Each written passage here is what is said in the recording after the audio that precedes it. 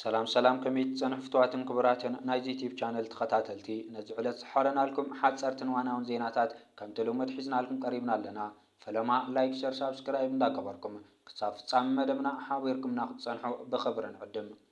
ኣብ ሊባኖስ ኣብ ዝርከብ መዕርፎ ነፈርቲ ቤይሩት ራፊቅ ሓሪረ ንሰዓታት ዝኣክል መንገዲ ኣየር ኢትዮጵያ ብመንግስቲ እቲ ሃገር ዋና ዳይሬክተር ሲቪል ኣቪዬሽን ሊባኖስ ከም ዝተተሓዘት ኣፍሊጡ ኣሎ። እቲ ዳይሬክተር ኣብ ዘውፅኦ መግለጺ ሓለፍቲ ጸጥታ መዕርፎ ነፈርቲ እታ ነፋሪት ቴል ኣቢብ ዝብል ጽሑፍ ብናእሽቲ ፊደላት ተጻሒፍዋ ከም ዝነበረን እቲ ጽሑፍ ብርሑቕ ኮንካ ምርኣይ ኣጸጋሚ ከም ዝነበረን ኣረጋጊጹ ዝበለ ኮይኑ በዚ ምኽንያት ነታ ነፋሪት ንሰዓታት ኣብ ትሕቲ ቀይዲ ክትኣቱ ምኽንያት ከም ዝኾነ እዩ ገሊጹ ዘሎ። መንገዲ ኣየር ኢትዮጵያ ኣብታ ነፋሪት ቴል ኣቢብ ዝብል ቃል ዝተጻሕፈሉ ምኽንያት እታ ነፋሪት ድሕሪ ምዕዳጋ ንፈለማ ዝዓለበትሉ መዕርፎ ነፈርቲ ስም ምዝጋብ ልሙድ ምዃኑ ብምብራህ እታ ኣብ ትሕቲ ቀይዲ ኣትያ ዝነበረት ነፋሪት ተጻሕፈላ ቴል ኣቢብ ዝብል ድማ መስተዓደገትን መጀመርታ ግዜ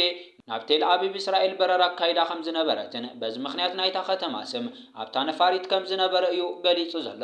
እቲ ኩባንያ ነታ ነፋሪት ናብ ሃገራዊ መዕርፎ ነፈርቲ ቤይሩት ቅድሚ ምምጽኡ ብዛዕባ እቲ ጉዳይ ኣፍልጦን መንገዲ ኣየር ሊባኖስ ክህብ ይግባእ ነይሩ ክብል ብሂዝቡላህ ዝምእዘዝ መንግስቲ ሊባኖስ ዝገለጸ ኮይኑ ቴል ኣቢብ ዝብል ጽሑፍ ክርኢ እውን ፍቃደኛ ይኹንኩን ኢሉ ኣሎ። ዋና ዳይሬክተር ሲቪል ኣቪዬሽን ሊባኖስ ከም ዝበሎ መንገዲ ኣየር ኢትዮጵያ ካብ ቤይሩት ቅድሚ ነፋሪት ምልዓሉ ነታ ፊደል ካብታ ነፋሪት ክድምስስ ከም ዝሓተቶ እውን ተፈሊጡ ኣሎ።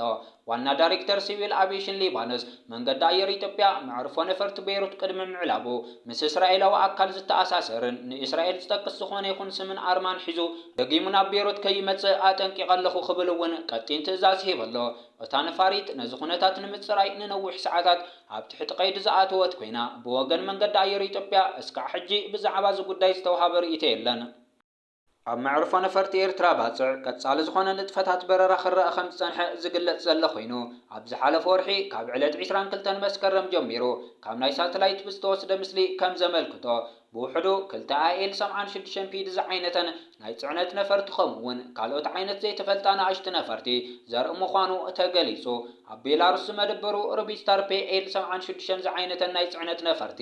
ቅድሚ ሕጂ ብ29 ሓምለ ካብ ሜንሲ ናብ ዘይተፈልጠ ቦታ ምናልባት ናብ ናይ ኤርትራ ቦታ ተበጊሳ ክትከውን ከም እትኽእልን ድሕራ ግን ናብ ጅዳ ከም ዝተመልሰት እዩ ዝግለጽ። ካብ ናይ ሳተላይት ዝተወስደ ምስልታት መሰረት ብምግባር ኣብ ወርሒ ሓምለ ኣብ መዕርፎ ነፈርቲ ባጽዕ ዘይልሙድ ጻዕቂ ምንቅስቓስ ነፈርቲ ከም ዝተረኣየን ተደጋጋሚ በረራ ክትገብር እትኽእል ናይ ጽዕነት ነፋሪት ዘርኢ ብዕለት 14 ወርሒ 11 ከምኡውን 21 ሓምለ ምስ ንእሽተይ ነፋሪት ምናልባት ናይ ብሕቲ ጀት ወይ መሰረታዊ ቀረብ ዝሓዘት ነፋሪት ኣብ መዕርፎ ነፈርቲ ከም ዝተረኣየት ይግለጽ ዘሎ ኮይኑ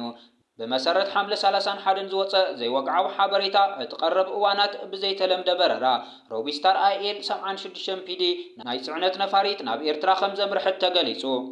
ነዚ ጸብጻባት ብምሓዝ ከዓ ናይ ስርዓት ብልጽግና መራኸቢታት እዞም ንኤርትራ ክንወርር ኢና ክንሃርም ኢና እናበሉ ንማሕበራዊ መራኸቢታት ዕለቕሊቖሞ ዝኸሮምን ዝሓገየን ሕጂ ተገምጢሎም ኤርትራ ጽዋራት ተእተላ ኣብ ውሽጣዊ ጉዳያትና ተኣትወና ኣላ ኣብ ከባቢታት ወሎ ምስ ፋኖ ዝካየድ ዘሎ ኩናት ላዕለዎት ወታደራውያን ኣዘዝቲ ናይ ሻዕብያ እዮም ዝመርሕዎ ዘለዉ እናበሉ ከዊ ይስምዑ ኣለዎ።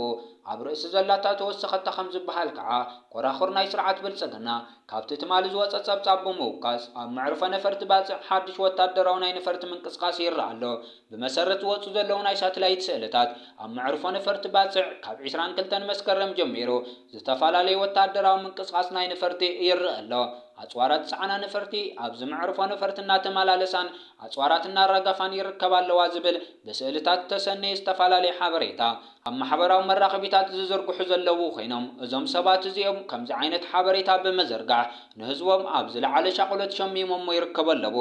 ኤርትራ ኣብ መዕርፎ ነፈርቲ ባጽዕ ድሌታ ምንቅስቓስ ተካይድ ድሌታ ጽዋራት ተራግፍ እቲ መሬት እዩ እቲ መዕርፎ ነፈርቲ እውን ናይ ኤርትራ እዩ። ስርዓት ብልጽግናን ኮራኹር ነኽላባትን ግን ኣብ ዝለዓለ ጭንቀትን ዓቕሊ ጽበትን ወዲቖም ኣብ ዝርከብሉ ዘለዉ እዋንን ሰዓትን ከምዚ ዓይነት ሓበሬታታት ብምብጻሕ ንህዝቦም ነውፂ ክውስኹ ንዕዘቦም ኣለና። ኣብ ዝተፈላለዩ እዋናት ናይ ስርዓት ብልጽግና መራኸቢታት ናይ ግብጽ ነፈርቲ ናብ ኤርትራ ይመላለስ ኣለዋ። ካብ ቤላሩስን ሩስያን ዝተበገሳ ናይ ጽዕነት ነፈርቲ እውን ኣብ ከተማ ኣስመራ ጽዋራት ኣራጊፈና በልካ ኣብዚ ዝሓለፈ 2 ወርሕ ከምዚ ዓይነት ተመሳሳሊ ሓበሬታ ክዝርግሑ ዝተዓዘብና ኮይና በዝኾነ በቲ ናይ ስርዓት ብልጽግና ኮራኹር ነኽላባትን እስካብ ክንደይ ፍርሕን ሽበራንን ውሽጦም ኣትዩ ከም ዘሎ ካብዚ ነገራት እዚ ኢኻ ክትርዳእ ትኽእል። ህዝቢ መንግስትን ኤርትራ ኣብ ልምዓትን ህንፀትን እዩ ዝርከብ ዘሎ እዚ ኣባፅዕ ተራእዩ ዝበሃል ዘሎ ወታደራዊ ምንቅስቃስ ናይ ነፈርቲ ኤርትራ ድሌታ ክትገብርን ክተንቀሳቀስን ጋው መሰላስ ካብ ዝኾነ ከምቲ ሰበ ስልጣን ስርዓት ብልጽግናን መራኸቢታቱን ኣብ መራኸቢታት ብምምጻእ ክንጎብጠኩም ኢና እዘለና እተለና እናበልካ እቲ ዘድለ ጽዋራትን ዘድሊ ዕጥቅታትን ኣብ ኢድ ሓይልታት ምክልኻል ኤርትራ ከም ዘሎ ግን ንዞም ሰባት እዚኦም ክነዘኻኽሮም ንፈቱ ከምቲ ክቡር ፕሬዚደንት ኢሳያስ ኣፈወርቂ ዝገለጾ ኩናት ኣይንደልን ኢና ደለይቲ ሰላም ኢና ኣብ ልዕልና ዝኾነ ይኹን ነገራት ምስ ዝፍተን ግን ካብ ዝኾነ ይኹን ኣካል ፍቃድ ከይሓተትና ብኸመይ መንገድና ሃገርናን ህዝብናን ንከላኸል ንፈልጦ ኢና ዝበሎ ኣብ ኤርትራ እቲ ዘድሊ ንዋትን ዕጥቅን ምሳን ኣሎ ስርዓት ብልጽግና ናብ ኤርትራን ህዝቢ ኤርትራን ፍቓራታት ካብ ምግባር ሓሊፉ ስድርን ስጉምትን ዝኸደ ዝሓዘ ነገር ስለዘየለ እዩ እምበር ደኣ ንክልተ ዓመታት ፈኪርካስ ኣብ ባይታ ዝኾነ ይኹን ምንቅስቃስ ከየካየድካ ስቕ ምባል እዚ ናይ ቆልዑ ፀዋታታት ጥራሕ እዩ እዚ ከምዚ ዓይነት ሓበሬታታት ብምምጻእ ንህዝብታት ኢትዮጵያን እንነብሶምን ፍርሕን ሻቁሎትን እናዘርኡሉ ይርከብ ኣለዎ ናይ ስርዓት ብልጽግና ኮራኹርና ክላባት ካብ ግድብ ናብ ወደብ እናተባህለ ክግበር ዝቐነየ ዓብዳን ሕጂ ናብ ከምዚ ዓይነት ኤርትራ ጽዋራት ተእቶላ ኣብ ከባቢታት ክልል ኣምሓራ ዝካየድ ዘሎ ኩናት ኢድ ሻዕብያን ሕወሓትን ዘለዎ እዩ ፋኖ እቲ ምስ ኤርትራ ክካየድ ዝሕሰብ ዘሎ ኩናት ኣብ ውሽጢ መሬት ኢትዮጵያ ነቲ ኩናት ስሒቡ ከእትዎ እዩ ሻዕብያ ከዓ ሲስተማዊ ብዝኾነ መንገዲ ኣብ ደባቱ ክካየድ እዚ ተሓሰበ ኩናት ናብ ውሽጢ ኢትዮጵያ ከእትዎ እዩ እናበሉ እዞም መራኸቢታት ናይ ስርዓት ብልጽግናን ዝኽፈሉ ኮራኹርና ክላባትን ኣብ ዝቕንያት ከምዚ ዓይነት ሓበሬታ ምንዛሕ ስርሖም ኢሎም ሒዞም ኣለዎ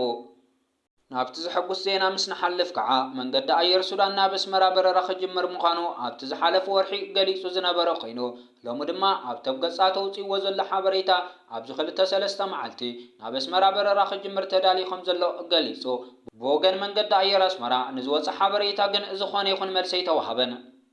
ግብጽ ብልዕሊ ኢትዮጵያ ወታደራዊ ስጉምቲ ትወስደሉ እዋንን ሰዓትን ከም ዝኣኸለ መራኸቢታት ናይቲ ሃገር ትማሊ ብሰፊሑ ዜናን ጸብጸባትን ሒዘን እናወጻ ይርከባ ኣለዋ بتوسق منجست جبسني إثيوبيا وقعوا متنقطع حليف يركب على መንግስት ግብጽ ኣብ ከምዚ ዓይነት ኩነታት ወዲቁ ዝርከብ ዘሎ ድሕሪ ኢትዮጵያ ኣብ ግድብ ህዳሴ ናይቲ ሃገር ዝወሰደቶ በይናዊ ዝኾነ ስጉምትታት ኢትዮጵያ ዘይውሕልል ኣጠቃቅማ ተጠቂማ ካብ ግድብ ህዳሴ ዝፈነወቶ ማያት ኣብ ሱዳን ከቢድ ሓደጋ ዕለቕለቕ ድሕሪ መስዓቡ ኣብ ልዕሊ ሰብን ንዋትን ብዓብዪ ከዓ ኣብ ልዕሊ ሕርሻዊ ቦታታት ደምሳሲ ዝኾነ ሳዕቤናት ድሕሪ ምክታሉ ኣብ መሬት ግብጽ ብተመሳሳሊ ዓይነት ኩነታት ከጋጥም ስለ ዝኸኣለ መንግስት ግብጽ ህጹጽ እዋን ኣዋጅ ብምእዋጅ ንዜጋታቱ ካብ ዝተፈላለየ ገጠራትን ካብ ናይ ሕርሻ ቦታን ንኽርሕቁ ትማሊ ቀጢን ትእዛዝን መጠንቀቕታን ሂቡ ይርከብ ኣሎ።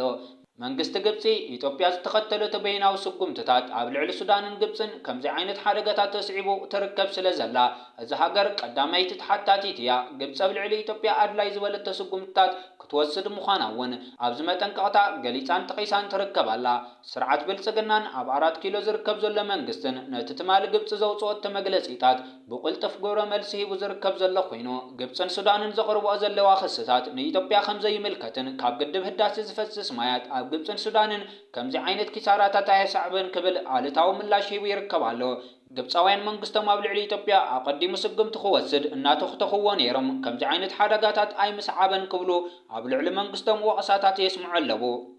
ንመራኸቢታት ምብራቅ ኣፍሪካ እናውፅ ዝርከብ ዘሎ ዓበይቲ ዜናታት ትማሊ አልሸባብ ኣብ ውሽጢ ቤት ጽሕፈት ናይ መንግስቲ ሶማል ኣብ መቃድሾ ዝርከብ ብዘካየዶ መጥቃዕቲ እዩ። አልሸባብ በቲ ትማሊ ማሲ ዘካየዶ መጥቃዕቲ ነቲ ናይ ፀጥታ ቤት ጽሕፈት ሙሉእ ብምሉእ ብምቁፅጻር ንብረት መንግስቲ ናይቲ ሃገር ዝኾነ ተነቀፍቲ ኮምፒተራት ምስ ተነቃፊ መልእኽትታትን ከም ዝወሰደን ኣብኡ ዝነበሩ እሱራት እውን ክለቆም ከም ዝኸኣለን እዩ ዝተፈላለዩ ሓበሬታታት ካብ መቃድሾ ሶማል እናወፀ ዝርከብ ዘሎ። እዚ ትማሊ አልሸባብ ዘካየዶ መጥቃዕትታት ሓደገኛ ሰዓቤናት ከም ዘለዎን ንዕኡ ስዒቡ ዜናታት ዝወፅእ ዘሎ ኮይኑ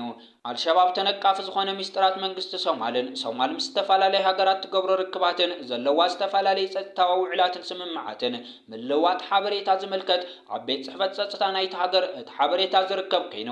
አልሸባብ ነዚ ሓበሬታ ክረኽቦ ምኽኣሉ ኣብ ልዕሊ ሶማል ጥራይ ዘይኮነስ ምስ ሃገር ቅርበት ዘለዎን ሃገራት ኣብቲ ሃገር ዝንቀሳቐሱ ዘለዉ ዓቃቢ ሰላም ሰራዊትን ጎረባብትን ዓበይቲ ሓደጋታት ከምፅእ ከም ዝኽእል እዩ እናተሓበረ ዝርከብ ዘሎ። ኣብ ውሽጢ ሶማል ዓቃቢ ሰላም ናይ 6 ሃገራት ዝርከቡ ኮይኖም ቀንዲ ስርሖም ከዓ አልሸባብ ኣብ ልዕሊ መንግስቲ ሶማልን ህዝቢ ናይቲ ሃገርን ሓደጋታት ንኸየወርድ ክከላኸሉ እዩ ነይሩ። አልሸባብ ግን ኣብ ርእሰ ከተማ ናይቲ ሃገር እሞ ድማ ቤት ጽሕፈት ጸጥታ ከምዚ ዓይነት ስርሒታት ብዘይ ጸገማት ክፍጽም ክኢሉ ኣሎ። ኣብቲ ሃገር ተዋፊሩ ዝርከብ ዘሎ ሰራዊት ዓቃቢ ሰላም ብዓብዪ ከዓ ሰራዊት መንግስቲ ሶማል ሰዓን ጽቡቕ ኣተሓሕዛ መንግስቲ ናይቲ ሃገርን መሪሕነትን ኣብ ዝተሓተ ሕማቕ ደረጃ በፂሑ ይርከብ ከም ዘሎ እዩ ዝተፈላለዩ ሰላማውያን ቅሬቶኦም እናገለጹ ዝርከቡ ዘለዉ።